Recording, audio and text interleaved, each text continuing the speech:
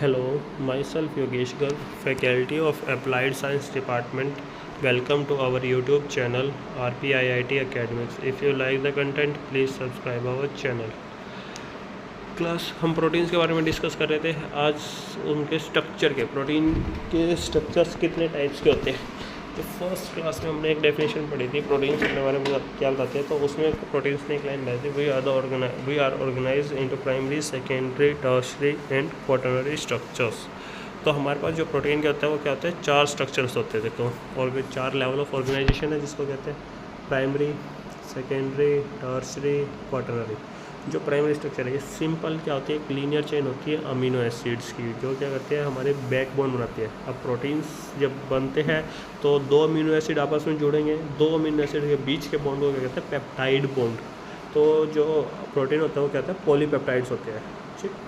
Secondary structure special arrangement. अब जो primary structure था उसकी जो चेन थी उनमें क्या होगी, ट्विस्टिंग हो जाएगी। ट्विस्टिंग होगी तो न्यू बॉन्ड्स फॉर्म होंगे, एक स्पेशल अरेंजमेंट मिलेगी, 3D अरेंजमेंट स्टार्ट हो जाएगी यहाँ बननी। टर्शरी स्ट्रक्चर, इसके अंदर जो हमारा होगा 3 डायमेंशनल स्ट्रक्चर होगी और फंक्शनली होगी प्रोटीन। जो प्रोटीन फंक्शनल परफॉर्म करते हैं वो टर्शरी स्ट्रक्चर के अंदर करते हैं। 3D अरेंजमेंट होते हैं, वेल डिफाइंड स्ट्रक्चर बनता है, वेल लेबल्ड और कॉम्प्लेक्स स्ट्रक्चर होता है एक तरह का।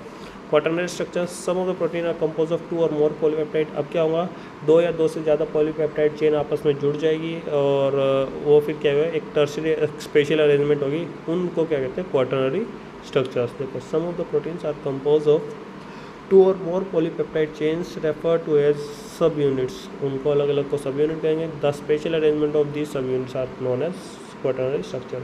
और फिर उनकी जो अरेंजमेंट होती है उसको हम क्या कहते हैं, क्वाटरनरी स्ट्रक्चर। अब 1 बाय 1 थोड़ी डिटेल देखते हैं।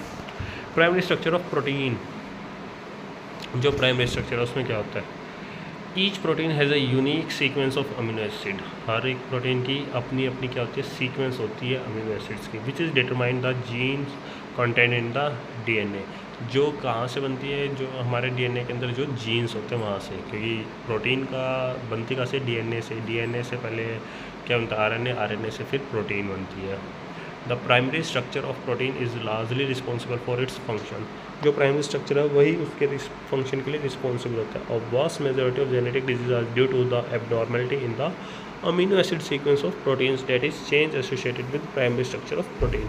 अगर हमारा जो प्राइमरी स्ट्रक्चर है प्रोटीन का, जो जीन की एक सीक्वेंस बन रही है अमीनो एसिड्स की, उसमें से एक अमीनो एसिड भी अगर चेंज हो जाता है तो वो कुछ ना कुछ डिजीज़ ले आता है। जैसे कि एक डिजीज़ होती है सिकल सेल एनीमिया।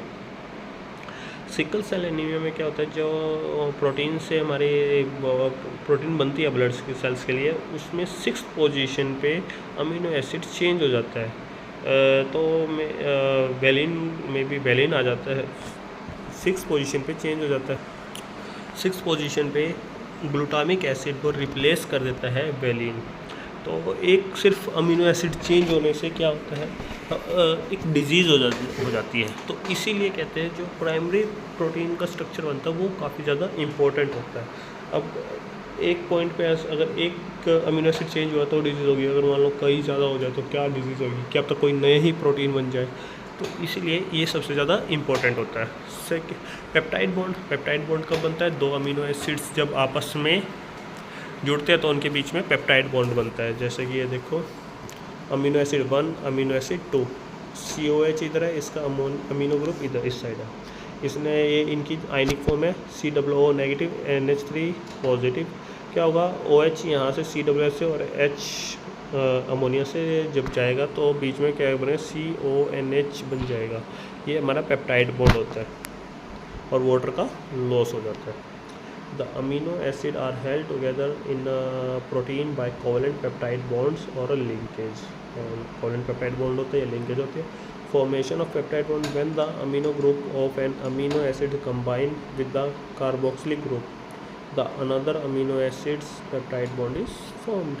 ठीक है, जो अमीनो एसिड्स वगैरह हमारे कंबाइन होते हैं कार्बोक्सिलिक ग्रुप से, एक का कार्बोक्सिलिक ग्रुप दूसरे का अमीनो ग्रुप पेप्टाइड बॉन्ड बनाते हैं और क्या होता है, लॉस ऑफ वाटर होता है। देन इसके बाद जो हमारा सेकेंडरी स्ट्रक्चर, टर्शरी और क्वाटरनरी, वो हम नेक्स्ट वीडियो में देखेंगे क्लास। Thank you.